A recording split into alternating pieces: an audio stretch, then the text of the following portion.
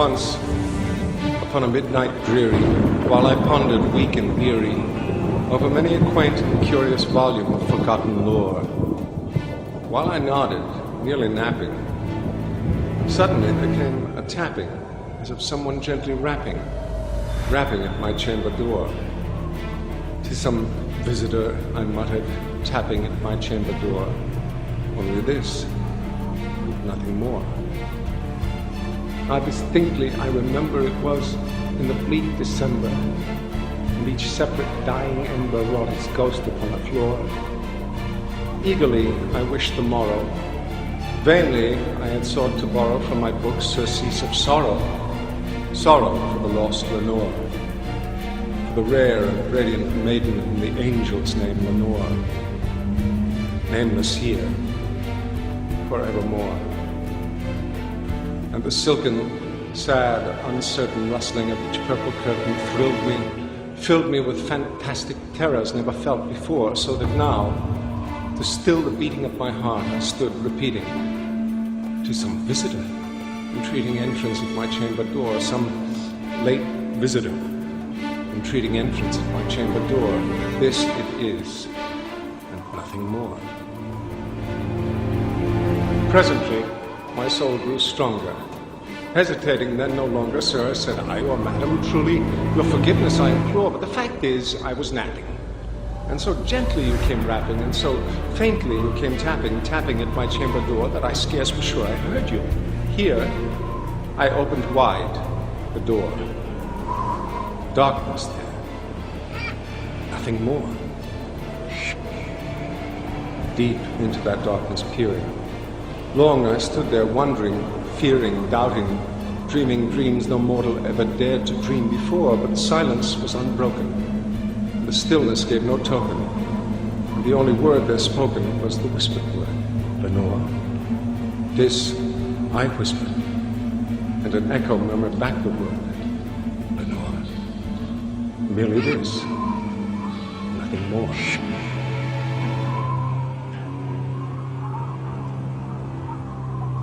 Back into the chamber turning, all my soul within me burning, soon again I heard a tapping, somewhat louder than before. "Surely," said I, "surely that is something at my window lattice. Let me see then what thereat is, and this mystery explore. Let my heart be still a moment, and this mystery explore. 'Tis the wind, and nothing more." Open here I flung the shutter, when, with many a flirt and flutter, in there stepped a stately raven of the saintly days of yore. Not the least obeisance made he, not a minute stopped or stayed he, but with mien of lord or lady, perched above my chamber door, perched upon a bust of Pallas, just above my chamber door, perched and sat. Nothing more. Then, this ebony bird beguiling my sad fancy into smiling, by the grave and stirred decorum of the countenance it wore. "Though thy crest be shorn and shaven, thou," I said, "art sure no craven, ghastly, grim, and ancient raven, wandering from the nightly shore. Tell me what thy lordly name is on the night's Plutonian shore." Quoth the raven,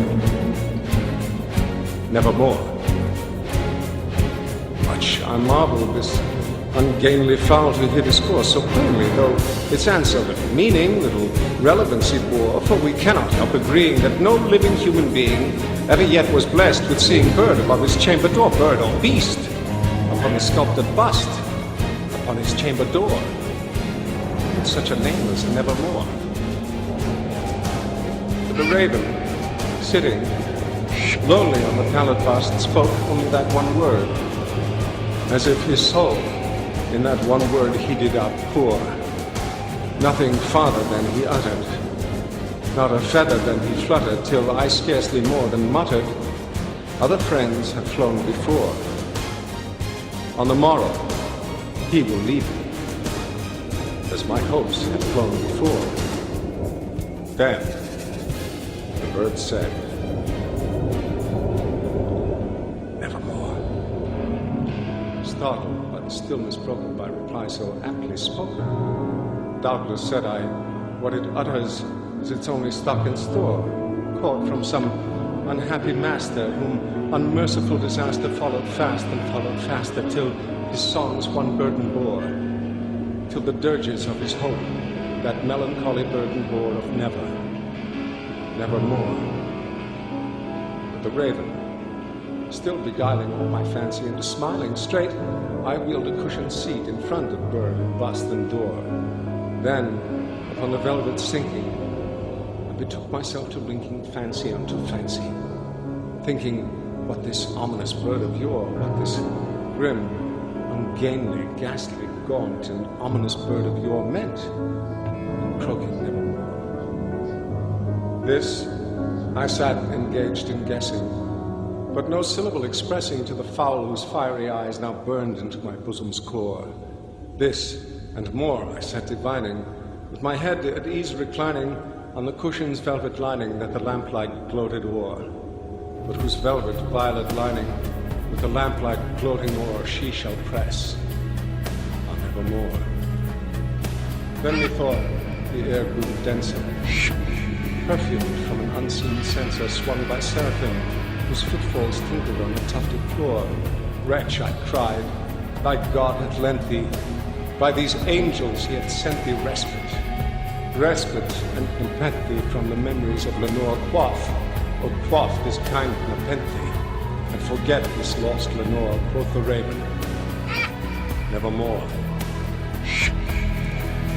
Prophet, said I, thing of evil, prophet, still a bird or devil, whether tempest sent or whether tempest tossed thee here ashore, desolate, yet all undaunted, on this desert land enchanted, on this home by horror haunted. Tell me, truly I implore, is there balm in Gilead? Tell me, I implore. Quoth the raven, nevermore.